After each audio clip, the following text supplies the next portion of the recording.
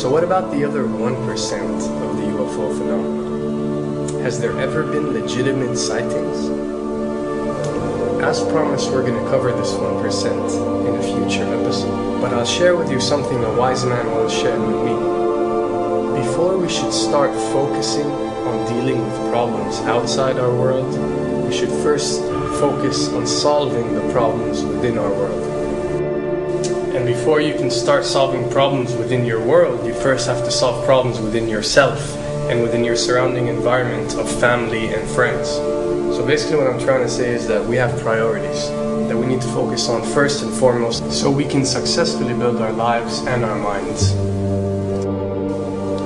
Now, it's no secret that the difference between what the government knows about UFOs and aliens and what is shared or released to the public is extremely enormous. And unfortunately, governments and several organizations on Earth are taking advantage of the UFO phenomenon to achieve worldly agendas.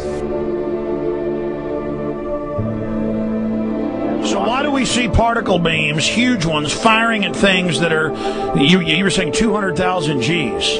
Yep. I mean, go over that. Well, because I think it's part of a test for if there are bad guys out there. Or maybe they're doing preparations for factions. We may be looking at more than one faction. Remember, these groups tend to fragment. They fractally fragment so that you have wars within wars within wars. You know. But why would NASA release that footage? Well, remember, you've got all the good guys in NASA, and then you've got a few who are not good guys. The good guys don't know that there's something to keep secret. They, remember, the lie's different at every level. They believe the lies they've been told. So when you set up a structure, an institution, which is supposed to be open and above board and is supposed to present live TV of the shuttle missions, they present live TV. Now, the controllers can't say, oh, well, you can broadcast this, but you can't broadcast that. Because the honest guys will then say, sure. Well, why can't we broadcast that? So people always say if this was happening, it would come out, and it is coming out. Well, I mean, I agree with you. When you've got the Catholic Church saying we need to love the aliens, they're our brothers, when you've got every major denomination saying it, when you've got all the movies, and you've got, you know, in the 80s, huge programs at the Olympics with aliens landing, you know, fake aliens, and you've got huge things the size of 3 football fields floating over Dallas, and stuff all over the place. Something's going on, and then I read government documents about fake extraterrestrial landings. You know, any of this. Why? I mean, you believe it's fake. Remember Operation Northwoods? Yes. Okay. Or we can go to the, September 11th. Governments do huge, big things to sway populations at key nodal points in history. They love hoaxes. Yeah, well, it's manufactured history is what it is. We are building, I mean, all my UFO friends, I need to shake them because they're so, frankly, they're extremely naive, Alex. They really believe we're building toward disclosure. I believe we're building toward a mass, carefully manufactured, fake event where ETs, who are really humans, who are really part of this secret clique, who are probably Nazis, you know, who have developed or perfected their technology from World War II, which is why you've got to get, you know, Joseph on. They are going to basically fake out the world. And there's an incredible window on the Nazi black ops programs, the compartmentalized, incredible high technology efforts that were being funded by the Nazi war machine, particularly toward the end of the war, in a desperate effort to win the war, and they fastened their hopes on several key technologies, some of which appear to be the control of gravity itself, which again is a separate piece of data from my work, which came at this from a hyperdimensional physics perspective. I mean, we know there's a lot of suppressed technology. I mean, 20 years after the B-2 bomber was already in service, they declassify it. So we have a lot of cases of that. We know there's a whole shadow government. This is technology and physics, Alex, that would make anything you think you know like a candle flame compared to a hydrogen bomb. This is a physics that literally allows you to rearrange time.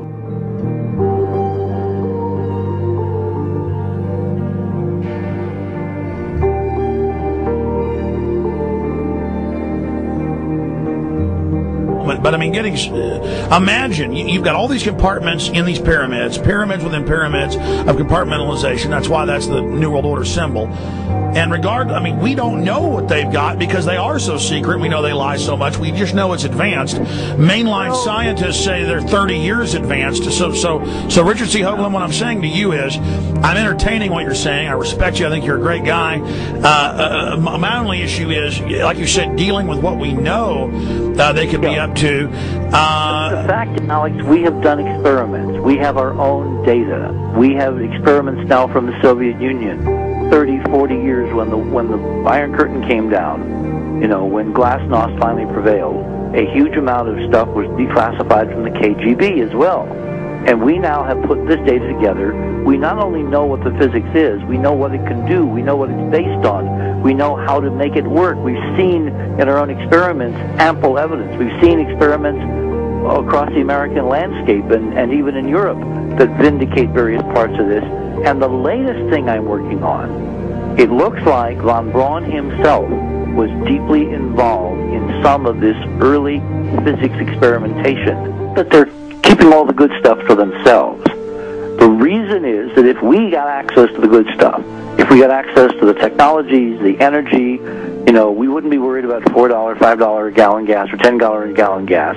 We would live like people are supposed to live, all 6 billion of us who could live lightly on the earth, Alex, with this technology. And live longer. Absolutely, and better, and you could live to 200-300 and have the virility of your 20s and 30s. There's extraordinary medical breakthroughs, there's extraordinary physics breakthroughs, technology breakthroughs, energy. It's all been kept away. Think about it. We're already on a planet hurtling through space, all these wonders around you, and you've been taught it's bizarre to question, and that's because there's so many kooks in the alternative movement who do talk about ridiculous, Hollywood-style green men, instead of really looking at the shadow government and all these crazy secret societies that are admittedly running NASA and the shadow government. Ladies and gentlemen, during this talk that I'm going to give you, I'm going to explain to you the history of this phenomenon, who the secret government really is, and I will name them by name, beginning group, the study group. I will tell you who they are today. I'm going to tell you what this is all about. I'm going to tell you who's selling drugs to your children, and I'm going to tell you why the United States government is afraid for you to find out what the truth is regarding UFOs.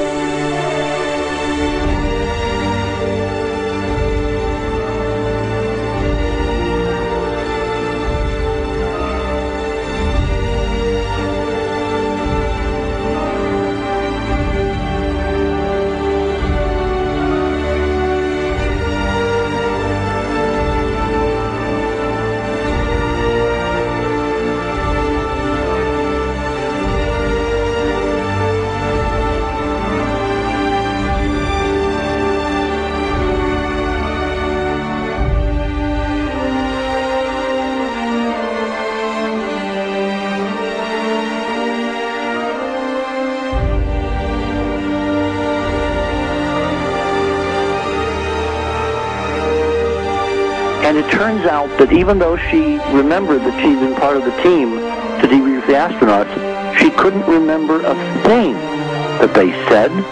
She couldn't remember why she no longer was working with NASA. She couldn't remember. In other words, her memory lapses were enormous, and I don't think they were feigned, because we now found the same pattern in all the flight crews.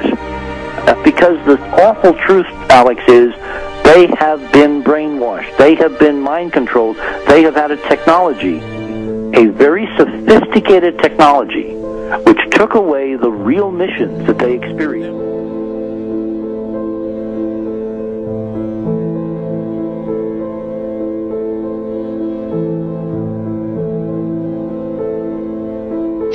Sorry.